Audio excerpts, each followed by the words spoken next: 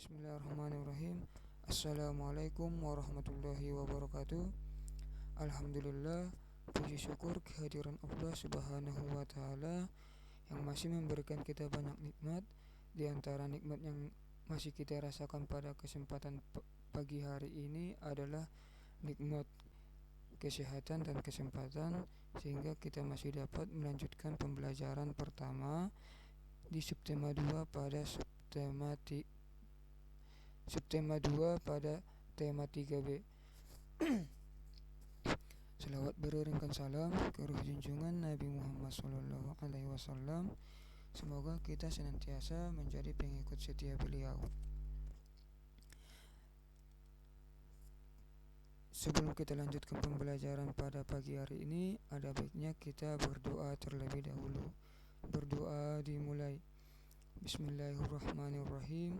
Allahumma anfa'ni bi'allamtani wa 'allimni ma yanfa'uni wajidni ilma. Amin.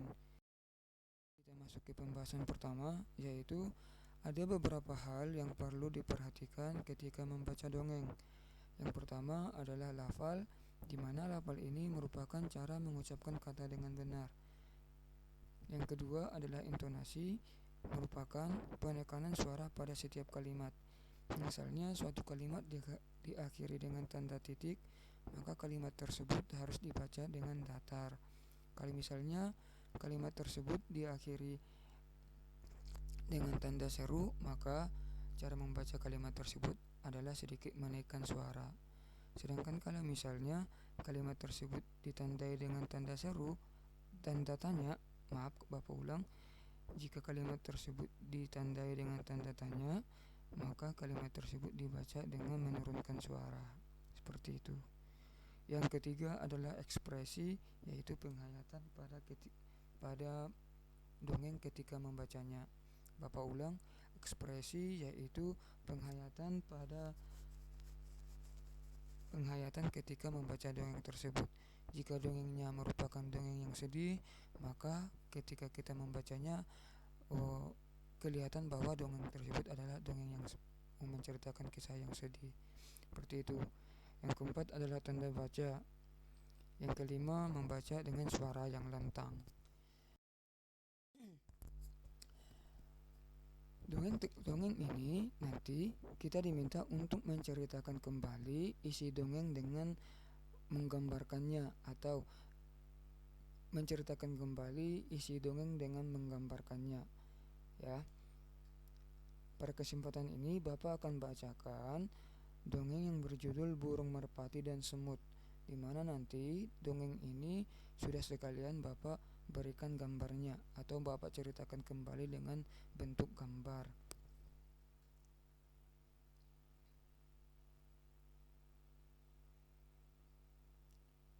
Pada suatu hari, seekor burung merpati melihat ada seekor semut sedang berjuang supaya tidak tenggelam di atas sungai. Lalu, merpati itu tidak hanya diam saja. Ia segera memetik sehelai daun di atas pohon dan dijatuhkannya di atas sungai. Mut, cepat kau berenang dan naiklah ke atas daun, teriak merpati. Semut lantas berenang menuju sehelai daun dan naik di atasnya. Semut akhirnya selamat, tidak tenggelam di sungai. Beberapa hari berikutnya, seekor semut tadi melihat burung merpati sedang terbang dan hinggap di atas ranting pohon.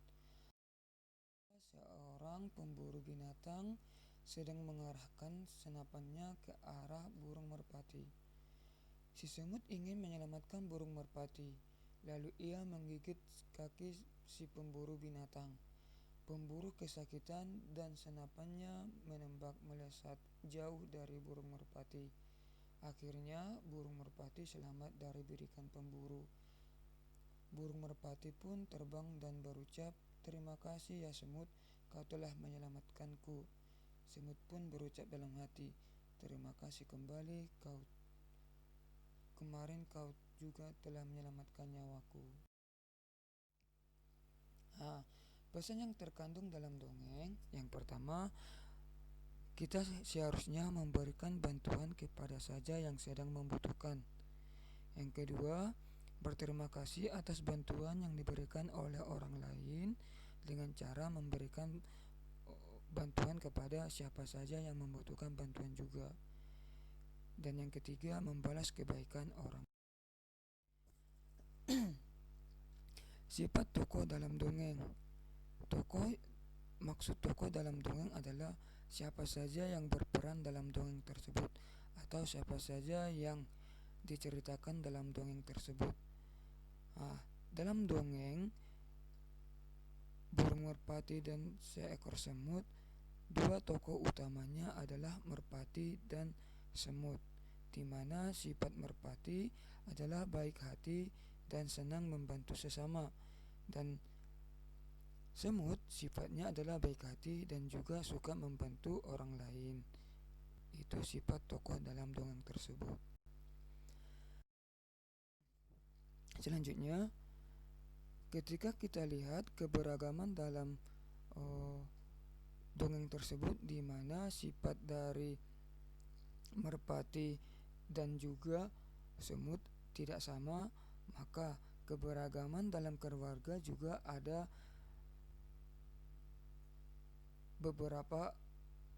Maka keberagaman dalam keluarga juga dilihat dari pertama, kesukaannya, sifatnya, pekerjaannya, juga kecerdasannya.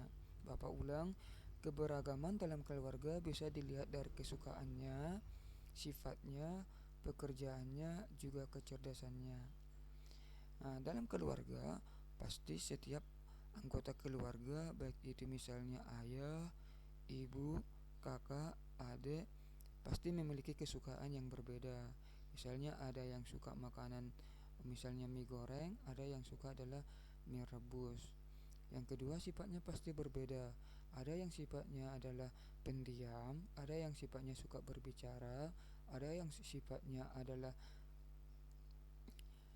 suka menolong, sedangkan yang lainnya adalah sifatnya misalnya suka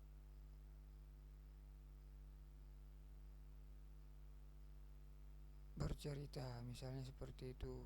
Sedangkan yang ketiga, pasti pada setiap anggota keluarga pekerjaannya berbeda-beda. Misalnya ayahnya adalah karyawan kantor, ibunya adalah ibu rumah tangga, misalnya kakak adalah anak sekolahan, misalnya adiknya belum sekolah. Berarti menunjukkan pekerjaan setiap anggota keluarga berbeda-beda. Dan yang keempat, kecerdasannya juga berbeda. Misalnya kakak misalnya cerdas ketika misalnya belajar matematika, sedangkan adik misalnya cerdas menggambar, sedangkan diri kita sendiri misalnya cerdas dalam berbahasa. Seperti itu. Dalam keberagaman ini seharusnya bukan menjadi bahan untuk saling mengejek atau bahan untuk perpecahan, tetapi keberagaman ini seharusnya menjadi bahan atau alat untuk mempersatu atau mempererat persaudaraan dalam keluarga. Seperti itu. Baik, Bapak rasa pembelajaran pada pagi hari ini cukup sampai di sini. Jika ada pertanyaan atau ada sesuatu yang tidak jelas, bisa ditanyakan ke Bapak melalui WA. Bapak rasa cukup demikian. Syukron wa jazakumullahu khairan.